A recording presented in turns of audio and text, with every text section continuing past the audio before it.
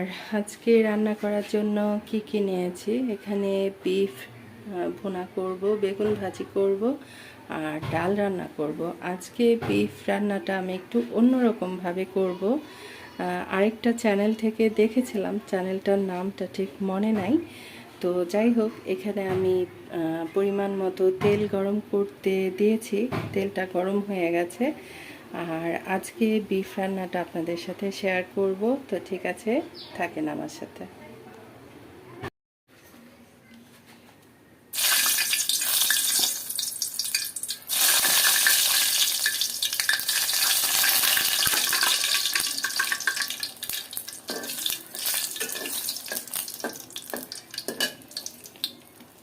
এভাবে আসলে আমি কখনো খাই নাই, আর রান্নাটা দেখে আমার অনেক বেশি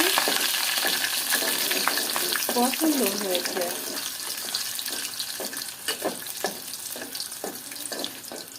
আমি যেখানে রান্নাটা দেখেছিলাম তারা আস্ত আস্ত রসুন দিয়েছিল, কিন্তু আমার আস্ত আস্ত রসুন দেওয়াটা কেন যেন ভালো লাগে নাই। আমি একটু গরম মশলা দিয়ে দিলাম,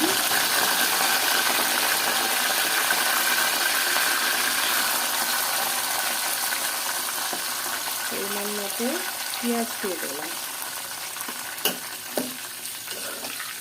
খুব ভালো করে এটাকে ব্রাউন কালার করে নেব। তো ঠিক আছে, এত কিছু দেখাতে গেলে তো অনেকটা সময় লাগবে, আমি এটা করে নেই, তারপর আবার আসছি। হালকা ব্রাউন কালার করে নিয়েছি। এখন পরিমাণ মতো আদা রসুন বাটা দিয়ে দিব। বিফ রান্নার ক্ষেত্রে একটু আদা রসুন বাটাটা বেশি লাগে, তাই না?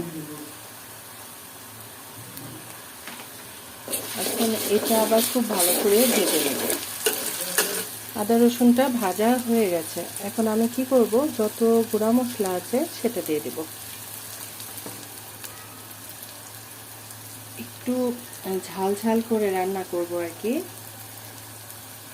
অনেক দিন ঝাল খাবার খাওয়া হয় না। ধনিয়ার গুঁড়া, এগুলা হচ্ছে যার যার টেস্ট অনুযায়ী মশলা ব্যবহার করতে হয়।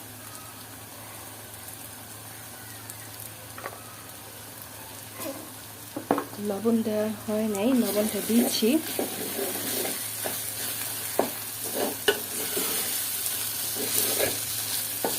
আজকে ছোট্ট একটা হাঁড়িতে রান্না বসালাম, কারণ অল্প যেহেতু,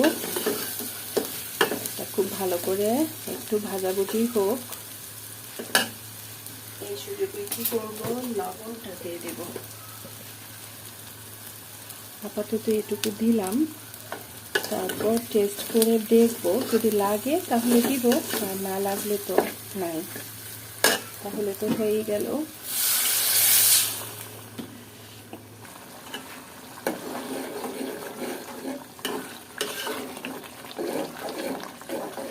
বিসমিল্লাহ।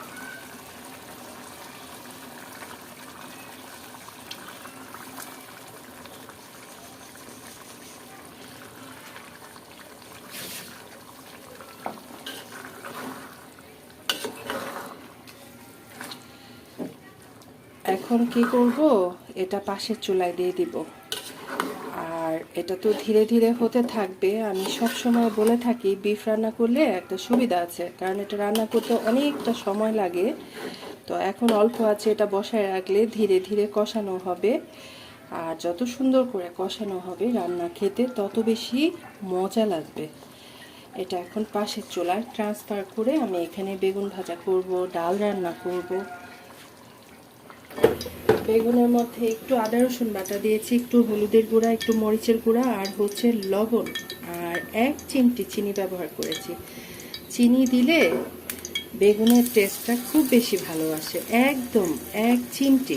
অনেকে ভাববেন আবার কেউ দেয় নাকি, যা কারো ইচ্ছা হলে দেবেন, আর ইচ্ছা না হলে বাদ দিয়ে যাবেন। ওই যে একটা কথাই বলি, আসলে রান্না বান্না হচ্ছে যার যার যেরকম খেতে ইচ্ছা করে সেভাবেই রান্না করতে হয়। মশলা যে যতটুকু খেতে ভালোবাসি ততটুকু মশলাই দিতে হবে।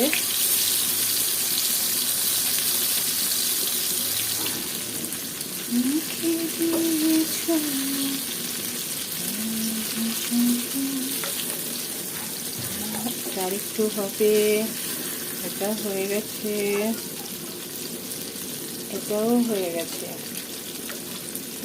বেগুন ভাজা দিয়ে বোম্বাই মরিচ দিয়ে ভাত খেতে অনেক মজা। গতকালকে রাতে বাবার বাসায় গিয়েছিলাম, বিকেলে আসার সময় বোম্বাই মরিচ কিনে নিয়ে আসছি, যেটাকে আমরা নাগা মরিচ বলি আর কি। তো সেটা দিয়ে যদি বেঁচে থাকি তাহলে দুপুরবেলা মজা করে ভাত খাবো। আজকে বিফ রান্নার কালার দেখে অনেকে ভয় পেয়ে যাবে, এত লাল টুকটুকে হয়ে গেছে, মনে হচ্ছে অনেক বেশি ঝাল হবে। সে কারণে আমি আবার কি করলাম, এই যে কয়েক টুকরা আলু দিয়ে দিলাম। এটা একটু ভাজাভুজি করে নিচ্ছি। মাংস তরকারির আলুটা যদি একটু ভেজে দেওয়া যায় তাহলে কিন্তু টেস্টটা খুব বেশি ভালো আসে। আর কি বলে, বিফটা খুব ভালো করে কষানো হয়ে গেছে, দেখেই বুঝতে পারছেন। এখন কি করব, পরিমাণ মতো একটু ঝোল দিয়ে রান্না করে নেব। আলুটাও দিয়ে দিব, যেহেতু আলুটা খুব ভালো করে ভাজাভুজি করছি। তো ভাজা হোক, তারপরে এটার মধ্যে দিয়ে দিব। লাল টুকটুকে হয়ে গেছে, কিন্তু জিরার গুঁড়া তো এই অল্প একটু জিরার গুঁড়া আছে, শেষ। এখন আবার জিরার গুঁড়া করা সম্ভব না। আর রান্নাটা হয়ে গেছে, তারপরও আমি কি করেছি, একটা তাওয়ার উপর বসায় রাখলাম যেন এটা সুন্দরভাবে নরম হয়ে যায়। আজকে কিন্তু আলু দেওয়ার ইচ্ছা ছিল না। আর এই যে তেজপাতা, এগুলা উঠে ফেলে দিয়েছি, তারপর দু একটা আছে। এখন ঢাকনা দিয়ে ঢেকে বেশ কিছুক্ষণ বসায় রাখবো। এখানে কিন্তু একদম ঝোল নাই, তেলটা উপরে উঠে আসছে।